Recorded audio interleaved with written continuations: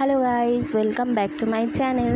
আজকে রান্না করছি এঁচোড় চিংড়ি। তো এঁচোড়টাকে ভালো করে কেটে ছাড়িয়ে আলুও কেটে নিয়েছি ডুমডুম করে কেটে, তো নুন হলুদ দিয়ে প্রেশারে সিদ্ধ করে নিয়েছি। এরপরে দুটো পেঁয়াজ, আদা, রসুন, লঙ্কা, টমেটো আর আগের দিনে চিংড়ি মাছের কিছুটা মাথা রেখে দিয়েছিলাম, তো সেই মাথাটা নিয়ে একসাথে বেটে নেব, পেস্ট করে নেব। এরপর কড়াইতে তেল দিয়ে গোটা গরম মশলা ফোড়ন দিয়ে নেব।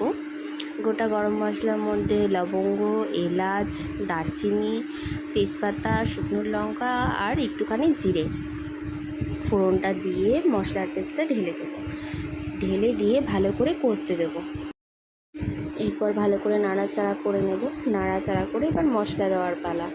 লঙ্কার গুঁড়ো, হলুদ গুঁড়ো, ধনে গুঁড়ো, জিরে গুঁড়ো আর নুন, স্বাদ মতো নুন দিয়ে দেবো।